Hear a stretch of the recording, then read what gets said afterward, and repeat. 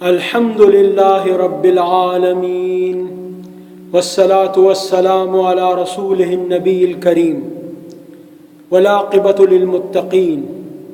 أعوذ بالله من الشيطان الرجيم. أقيموا الصلاة وآتوا الزكاة. صدق اللہ. اللہ تعالیٰ نے سچ فرمایا. میرے بھائیوں، دوستوں، ماں بہنوں، بیٹیوں، بچوں، آج میں آپ لوگوں کے سامنے انشاءاللہ تعالی زکوٰۃ کے بارے میں بتاؤں گا. زکوٰۃ اسلام کا رکن ہے اور یہ فرض ہے، اور جو لوگ زکوٰۃ نہیں دیتے اللہ تعالیٰ ان کو مشرکوں میں شمار کرتا ہے. اللہ تعالیٰ قرآن میں فرماتا ہے کہ یہ مشرک لوگ زکوٰۃ نہیں دیتے. اور ابو بکر صدیق رضی اللہ تعالیٰ عنہ رسول اللہ صلی اللہ علیہ وسلم کے بعد جب کچھ لوگوں نے زکوٰۃ دینے سے انکار کیا تو ابو بکر صدیق رضی اللہ تعالیٰ عنہ نے ان سے جنگ کا اعلان کیا. صحابہ کرام نے فرمایا کہ اے خلیفہ، یہ لوگ تو مسلمان ہیں، نماز پڑھتے ہیں، ان سے ہم کیسے جنگ کریں گے؟ تو ابو بکر صدیق نے فرمایا کہ جو نماز میں اور زکوٰۃ میں فرق کرے گا، یعنی نماز پڑھے گا اور زکوٰۃ نہیں دے گا، میں اس سے جنگ کروں گا. اگر تم لوگ نہیں کرو گے تو میں اکیلا ان سے جنگ کروں گا. تو صحابہ کرام کی بھی سمجھ میں آ گئی یہ بات، اور انہوں نے ان سے بکریاں اور اونٹ رسیوں کے ساتھ واپس لیے جو زکوٰۃ کا مال تھا. تو میرے بھائیوں، یہ زکوٰۃ اتنی ضروری چیز ہے، اور اگر آپ لوگ یہ زکوٰۃ دیں گے تو اللہ تعالیٰ خود آپ کے اس مال کی حفاظت کرے گا. آپ کا مال ضائع نہیں ہوگا.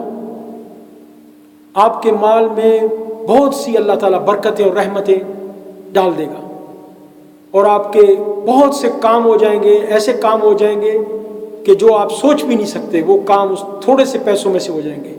اگر تھوڑا سا مال ہوگا، میرے ساتھ یہ تجربہ ہوا ہے، میرے پاس زندگی میں 20,000 روپے جمع ہوئے. 1 سال گزر گیا، میں نے اس پر زکوٰۃ دی.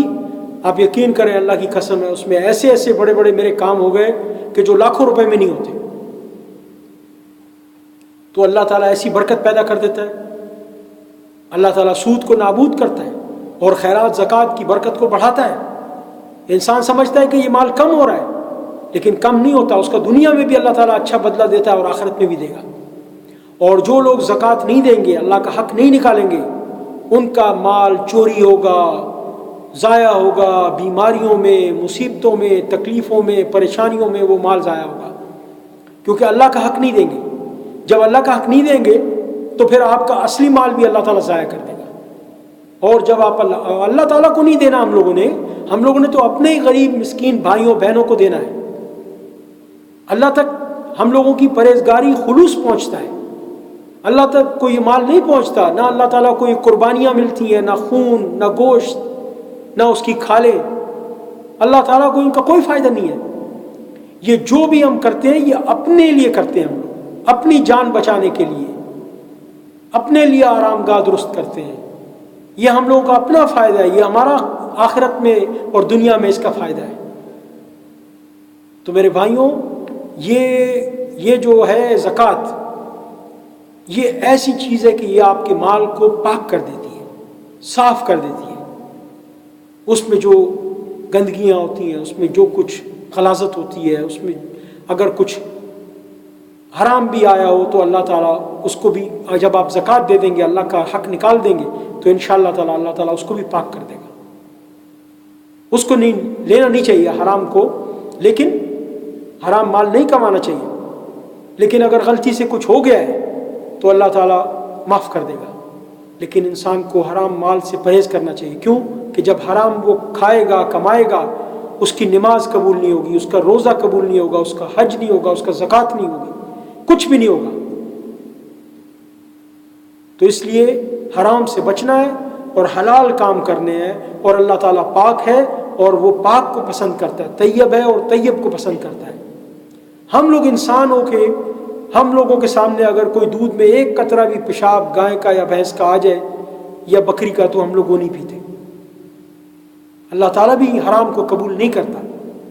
اللہ تعالیٰ سے توبہ کرے. اللہ تعالیٰ سود کے بارے میں بھی فرماتا ہے کہ جو پہلے ہو چکا، جو وہ سود کھا چکا، لیکن اب اگر وہ باز آ گیا، توبہ کر لیا، تو جو پہلے ہوا وہ اس کا ہے، اور آئندہ کے لیے وہ معاملہ اللہ کے سپرد ہے. اللہ جانے اور وہ بندہ جانے. تو اس لیے حرام سے انسان کو بچنا چاہیے اور حلال پاک طیب اللہ تعالیٰ کے لیے دینا چاہیے.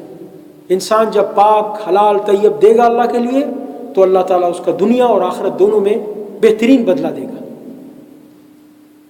جزاکم اللہ خیر وبارک اللہ فیک وما علینا الا البلاغ المبین وآخر دعوانا ان الحمد للہ رب العالمین. سبحان ربک رب العزت عما یصفون وسلام علی المرسلین والحمد للہ رب العالمین.